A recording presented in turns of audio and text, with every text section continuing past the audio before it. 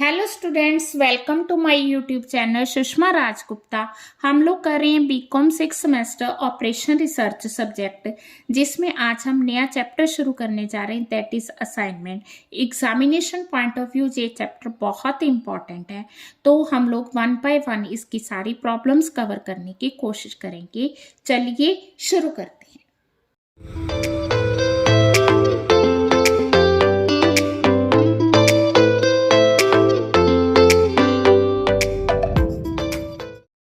हाँ जी, जो assignment problem है, assignment is a part of linear programming. ठीक है, ये लीनियर प्रोग्रामिंग का एक पार्ट ही है। ठीक है, ये जो डे टू डे की प्रॉब्लम्स हैं उसको कवर करती है असाइनमेंट। ठीक है, हर एक ऑर्गेनाइजेशन में रिसोर्सेज लिमिटेड है। उन लिमिटेड रिसोर्सेज को किस तरह से ऑप्टिमम यूटिलाइज करना है वो हमें कौन बताता है? असाइनमेंट बताती है। ठीक है, मान लो किसी ऑर्गेनाइजेशन में 5 पर्सन्स है, वो 5 पर्सन्स बहुत ही एफिशिएंट है और देयर आर 5 जॉब्स। अब 5 पर्सन्स को हमने 5 जॉब्स असाइन करनी है। किस तरह से असाइन करें कि हमारी जो कॉस्ट हो वो मिनिमाइज हो, अगर प्रॉफिट है तो वो मैक्सिमाइज हो। ठीक है जी, या सेल है तो वो मैक्सिमाइज हो। कौन बताता है? असाइनमेंट बताती है। तो असाइनमेंट हेल्प करती है हमें कॉस्ट मिनिमाइज करने में और प्रॉफिट मैक्सिमाइज करने में और सेल्स को मैक्सिमाइज करने में। ये हमें बताती है कि हमने किस तरह से जॉब्स को असाइन करना है। ठीक है जी, जॉब्स को असाइन करना है, प्लस हमने जो हमारे पास मान लो 4 जॉब्स हैं, हमारे पास 4 मशीन्स हैं, किस जॉब को कौन सी मशीन असाइन करनी है वो बताती है। ठीक है, और किस तरह से सेल्स पर्सन है, हमारे पास सेल्स पर्सन्स दिए हैं, सेल्स टेरिटरीज दिए हैं, तो उन सेल्स पर्सन को कौन सी टेरिटरी हमने अलॉट करनी है ये भी हमें असाइनमेंट बताती है। ठीक है, इसके अलावा जैसे क्लर्क्स हैं, क्लर्क्स को हमने काउंटर्स अलॉट करने हैं, तो किस क्लर्क को कौन सा काउंटर अलॉट करें कि हमें ऑप्टिमम रिजल्ट मिले। तो इस तरह से असाइनमेंट डे टू डे की प्रॉब्लम्स सॉल्व करने में मदद करती है। हाँ जी, इसमें 2 तरह की प्रॉब्लम्स होती हैं। एक होती हैं जिसको हम बैलेंस कहते हैं, दूसरी होती है जिसे हम अनबैलेंस्ड कहते हैं। बैलेंस वो होती है जिसमें rows are equal to columns है, और अनबैलेंस है जिसमें rows are not equal to column. Unbalance कौन सी होगी? In which rows are not equal to columns, that is called unbalanced. ठीक है जी, तो इसके हम क्वेश्चन शुरू करते हैं अब। तो उसके जो स्टेप्स है वन बाय वन करेंगे। हाँ जी, सबसे पहले हम लोग क्या करेंगे? मिनिमाइजेशन की प्रॉब्लम करेंगे। ठीक है, मिनिमाइजेशन में उसने कहा find the assignment of machine job that will minimise the total time. ठीक है, तो ये हमें स्टेटमेंट दी हुई है। ठीक है, तो करना क्या है? सबसे पहले हम लोग इस स्टेटमेंट में रो रिडक्शन करेंगे। रो रिडक्शन करने के लिए इस रो में जो सबसे मिनिमम एलिमेंट है उसे हमने सिलेक्ट करना है, और मिनिमम एलिमेंट है 10। ठीक है, तो मिनिमम एलिमेंट 10 को हमने सब में से माइनस करना है। कैसे? जैसे यहाँ पे मैं लिख रही हूँ। ठीक है, ये मैंने लिखा है कि रो रिडक्शन में हमने करना क्या है। हाँ जी, 10 आ गया ना मिनिमम एलिमेंट, तो 10 में से 10 गया 0, 12 में से 10 गया 2, 19 में से 10 गया 9, 11 में से 10 गया 1। ठीक है जी, अब हम बी रो देखेंगे। बी रो में मिनिमम एलिमेंट आ 5। 5 जो है हमने सब में से सब्सट्रैक्ट करना है, तो यहाँ 0 आ गया, यहाँ 5 आ गया, 7 में से 5 2 आ गया, 8 में से 5 माइनस किया 3 आ गया। ठीक है जी, अब हम सी रो देखेंगे। सी रो में मिनिमम एलिमेंट आ गया हमारा 11। 11 हमने सब्सट्रैक्ट करना है। 12 minus 11 1, 14 minus 11 3, 13 minus 11 2, 11 minus 11 0। Then D element, D row आ गई, तो इसमें 8 आ गया। 8 में से 8 माइनस किया 0, 15 में से 8 7, 11 में से 8 3, 9 में से 8 माइनस किया तो 1 आ गया। ठीक है, जिस तरह से हमने रो रिडक्शन किया है उसी तरह से कॉलम रिडक्शन करेंगे। ठीक है जी, तो कॉलम रिडक्शन के लिए हमें क्या चाहिए? हाँ जी, कॉलम रिडक्शन के लिए हमने कॉलम वाइज देखना है। अब जो सेकंड टेबल है इसमें मिनिमम एलिमेंट 0 है, 0 है तो वो सारे के सारे एलिमेंट सेम रहेंगे। अब इसमें हमने देखना है मिनिमम एलिमेंट 2 है, 2 है तो 2 में से 2 माइनस किया 0, 5 माइनस 2 3, 3 माइनस 2 1, 7 माइनस 2 5। अब इसमें मिनिमम एलिमेंट 2 है, 9 माइनस 2 7, 2 माइनस 2, 2 माइनस 2 3 माइनस 2। इसमें मिनिमम एलिमेंट 0 है, 0 है तो फिर सारा सेम आएगा। यहाँ तक क्लियर है? अब हमने अगला काम करना है असाइन करने का। ठीक है, हाँ जी, मेन काम हमारा असाइनमेंट का है। कॉलम रिडक्शन रो रिडक्शन के बाद असाइनमेंट होगी। हमने जीरोस को असाइन करना है। जिसको भी आप असाइन कर रहे हो तो आप पहले पेंसिल इरेजर पास रख के पेंसिल से ये काम करोगे।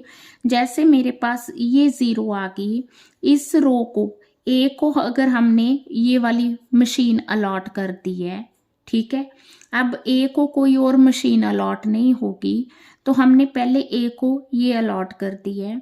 हर एक जो है ए बी सी डी इन चारों को हमने 4 मशीन अलॉट करनी है।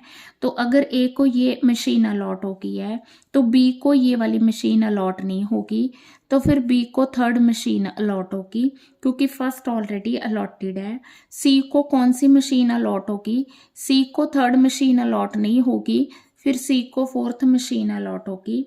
अब सी को फोर्थ मशीन अलॉट होगी है तो डी को फर्स्ट मशीन अलॉट नहीं कर सकते बिकॉज वो ऑलरेडी अलॉटेड है।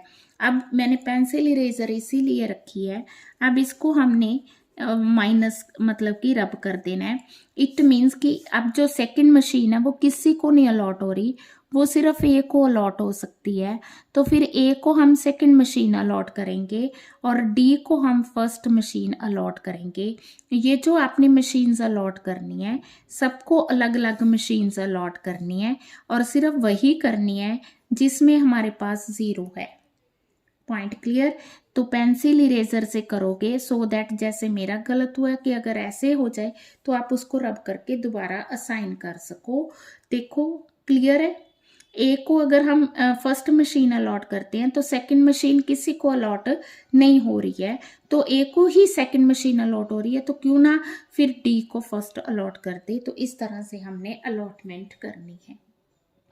हाँ जी, अब अगला स्टेप है कि जैसे ये बिल्कुल सही आंसर आ गया, चारों को 4 मशीन अलॉट हो गई हैं। ठीक है, मैंने पहला क्वेश्चन बहुत ही सिंपल लिया है। तो जैसे ए को कौन सी मशीन अलॉट की है? सेकंड मशीन की है। बी को कौन सी मशीन अलॉट की है? थर्ड की है। सी को कौन सी मशीन अलॉट की है? फोर्थ की है। और डी को कौन सी मशीन अलॉट की है? फर्स्ट अलॉट की है। इस तरह से लिखना है आपने। और ए को जो सेकंड मशीन अलॉट की है उसकी जो कॉस्ट है वो 12 है। ठीक है, अब बी को जो थर्ड मशीन अलॉट की है उसकी कॉस्ट क्या है? 7 है। सी को जो फोर्थ मशीन अलॉट की है उसकी कॉस्ट क्या है? 11 है। और डी को जो हमने फर्स्ट मशीन अलॉट की है उसकी कॉस्ट क्या है? 8 है। तो इससे हमें टोटल कॉस्ट का पता चलता है 20 30 38। तो मिनिमम कॉस्ट आई है 38 और ये प्रॉपर असाइनमेंट मानी जाएगी। हाँ जी, नेक्स्ट आ गया 4 jobs are to be assigned to 4 machine, cost is given. जब कॉस्ट का क्वेश्चन हो तो मिनिमाइज का क्वेश्चन होगा। हाँ जी, एक तो क्वेश्चन मिनिमाइजेशन का है, ठीक है जी। दूसरा हमने देखना है कि क्वेश्चन बैलेंस है because there are 4 rows and 4 columns. ठीक है, तो सबसे पहला स्टेप है रो रिडक्शन का। हर एक रो में हम लोग क्या देखेंगे? मिनिमम एलिमेंट देखेंगे। जैसे इस रो का मिनिमम एलिमेंट है 25, तो 25 हमने सबसे माइनस करना है। 30 minus 25, 36 minus 25, 30 minus 25।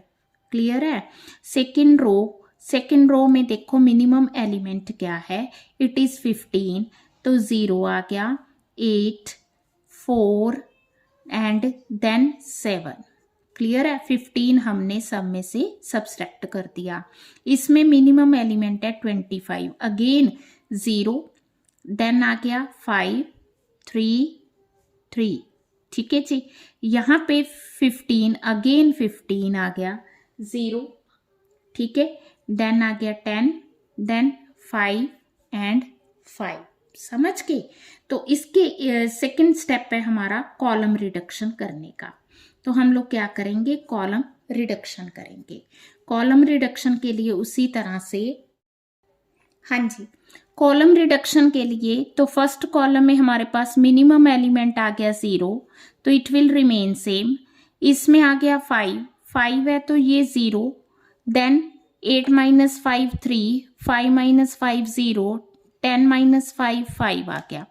Minimum element आ गया 3, 11 माइनस 3 8, 4 माइनस 3 5 माइनस 3। इसमें मिनिमम एलिमेंट आ गया 3, 2, 4 0 2 है। ठीक है, अब हमने कॉलम रिडक्शन कर ली। तो नेक्स्ट हमारा जो स्टेप है that is to assign the machines to different jobs. हाँ जी, करें फिर असाइन। देखो, ए के पास 2 मशीन्स आ रही हैं, फर्स्ट आ रही है, सेकंड आ रही है। ठीक है, तो ए को फिलहाल हम फर्स्ट दे रहे हैं। ठीक है, बी को जो मशीन्स आ रही हैं वो सिर्फ फर्स्ट ही आ रही है और कोई नहीं आ रही है। तो ए के पास तो 2 ऑप्शंस है, फिर क्यों ना हम इस तरह से ट्राई करें कि ए को सेकंड जो मशीन दे दे और बी को हम फर्स्ट मशीन दे दें। ठीक है जी। अब सी के लिए हमारे पास ऑब्वियस है कि फर्स्ट मशीन तो चली गई बी के पास, तो सी के लिए हमारे पास है थर्ड मशीन। ठीक है, अब डी के लिए हमारे पास फर्स्ट ही बचती है और फोर्थ जो है थर्ड और फोर्थ सिर्फ सी के पास आ रही हैं। तो कहने का मतलब ये है कि डी को कोई मशीन अलॉट नहीं हो रही। अगर हम डी को फर्स्ट अलॉट करते हैं तो बी को कोई मशीन अलॉट नहीं हो रही। तो ये जो है इसे हम कहेंगे अनअसाइंड प्रॉब्लम। ठीक है, तो अनअसाइंड है तो हम लोग क्या करेंगे, हम अगला स्टेप करेंगे, स्टेप थर्ड। स्टेप थर्ड में आपने करना क्या है, हम लोगों ने ये जो मतलब कि जहां पर भी जीरोस हैं, पहले आपने देखना है कितनी रोज है कितने कॉलम्स है। 4 रोज है 4 कॉलम्स है। ठीक है, तो हमने 3 लाइंस लगानी है लेस देन 4। ठीक है, और 3 जो लाइंस लगानी है वो इस तरह से लगानी है कि सारी जीरोज उस 3 लाइनों में कवर हो जाए। जैसे मैं एक लाइन तो ये लगा रही हूँ क्योंकि इसमें मैक्सिमम जीरोज हैं, एक लाइन में ये लगा रही हूँ क्योंकि इसमें मैक्सिमम जीरोज है, और तीसरी लाइन हम इस तरह से भी लगा सकते हैं, इस तरह से भी लगा सकते हैं। ठीक है जी, तो मैं ये तीसरी लाइन इस तरह से लगा रही हूँ। पॉइंट समझ के। अब हमारे पास क्या हुआ, अब हमारे पास ये जो स्टेटमेंट आ गई है, हमने करना क्या है, हमने जो अनअसाइंड डाटा है, ठीक है, इसमें से minimum point, minimum value, minimum element choose करना है। तो मिनिमम एलिमेंट 1 है।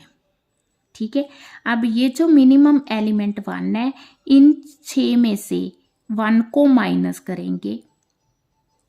ठीक है, जहां पे क्रॉस लगा है वहां 1 को प्लस करेंगे। जहां जहां क्रॉस लगा है, 2 ही जगह लगा ना, एक यहां लगा एक यहां लगा, तो यहाँ पे हम 1 को प्लस करेंगे और यहाँ पे 1 को माइनस करेंगे। ठीक है, बनाए नया टेबल, समझ आ गई। तो 1 2 3 4।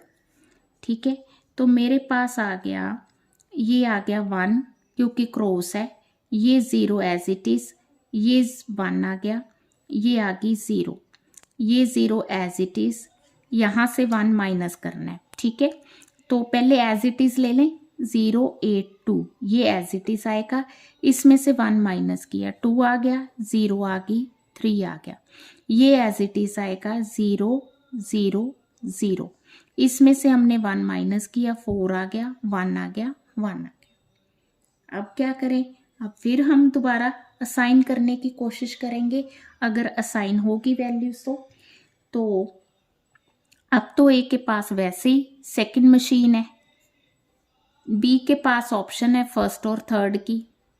ठीक है। अब जो फोर्थ मशीन है वो सिर्फ सी के पास जा रही है, तो फोर्थ मशीन सी को दे दो। फर्स्ट मशीन और थर्ड मशीन, डी के पास सिर्फ फर्स्ट की ऑप्शन है, डी को फर्स्ट मशीन दे दो। तो बी के पास कौन सी ऑप्शन बची है, फर्स्ट होगी सेकंड होगी, तो बी के पास थर्ड मशीन की ऑप्शन है। ठीक है, बहुत अच्छा साइन हो गया। समझ के देखना कैसे है। ए को सेकंड मशीन अलॉट कर दी, बी के पास ऑप्शन थी तो थोड़ा रुक गए। ठीक है, सी के पास फोर्थ मशीन सिर्फ सी के पास आ रही है, तो सी को हमने फोर्थ मशीन दे दी। अब जो बाकी मशीन्स है उनको क्रॉस कर दो। डी के पास सिर्फ फर्स्ट आ रही थी तो हमने डी को फर्स्ट दे दिया, बी के पास फर्स्ट और थर्ड थी तो हमने बी को थर्ड मशीन अलॉट कर दी, क्योंकि फर्स्ट हमने डी को अलॉट करनी है। तो इस तरह से आपने क्वेश्चन समझ के करना है। ठीक है जी। तो असाइनमेंट बड़े अच्छे से हो गई है। ए बी सी डी, ए को हमने दी है सेकंड मशीन, बी को हमने दी है थर्ड मशीन, सी को हमने दी है फोर्थ मशीन और डी को हमने दी है फर्स्ट मशीन। अब जो हमने सेकंड मशीन ए को दी है उसकी वैल्यू 30 है, बी को थर्ड दी है उसकी वैल्यू 19 है, सी को फोर्थ दी है उसकी वैल्यू 28 है, डी को फर्स्ट दी है उसकी वैल्यू आ गई 15, और अगर हम इसका टोटल देखें तो वो आ गया 92। ठीक है जी, पॉइंट क्लियर है। तो ये आ गया हमारा आंसर। हाँ जी, अब हम कर रहे हैं unbalance problem. Unbalance assignment problem क्या है, जैसे इसमें 5 ऑपरेटर्स हैं और मशीन्स हमारे पास 4 हैं, तो ये अनबैलेंस मानी जाएगी। ठीक है जी। तो इसको बैलेंस कैसे करें, हम लोग क्या करेंगे, एक कॉलम डम्मी का लेंगे। डम्मी मीन्स उसमें हमने कॉलम को 0 असाइन करनी है। पॉइंट क्लियर है। बट कॉलम हमारे पास 5 होने जरूरी हैं, इसलिए हमने डमी कॉलम एंटर की है। ठीक है, इसको आप ई भी कह सकते हो, डमी भी कह सकते हो। ठीक है जी। अब फिर हम क्वेश्चन उसी तरह से सॉल्व करेंगे जैसे हम पहले कर रहे थे। तो पहला स्टेप हमारा क्या था, रो रिडक्शन का। रो रिडक्शन में हमने क्या करना होता है कि मिनिमम रो में मिनिमम एलिमेंट देखना है। जब हमने डमी कॉलम ले लिया ना, तो इसमें देखो 0 आ रहा है, इस रो में भी 0 मिनिमम आ रहा है, 0 मिनिमम आ रहा है, 0 आ रहा है। तो इससे क्या होगा, इससे ये होगा कि ये सारी रोज सेम रहेंगी।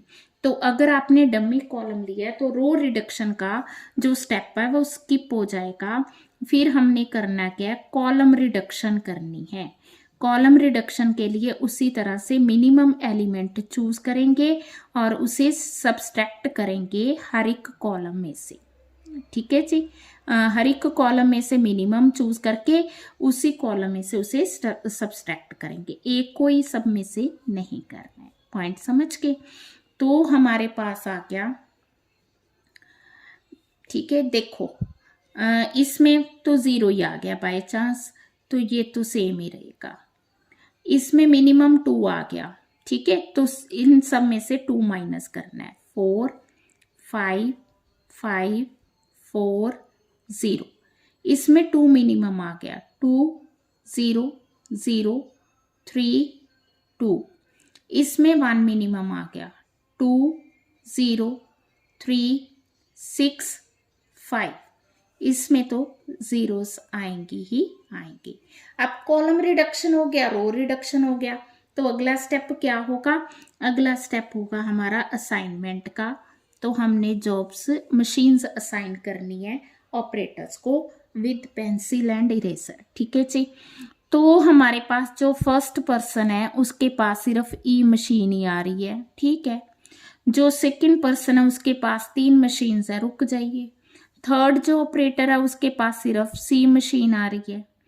फोर्थ है उसके पास सिर्फ फिफ्थ आ रही है, तो इट मीन्स कि इसके पास भी फिफ्थ ही है, इसके पास भी फिफ्थ आ रही है, तो क्वेश्चन सॉल्व नहीं होगा। पॉइंट समझ के।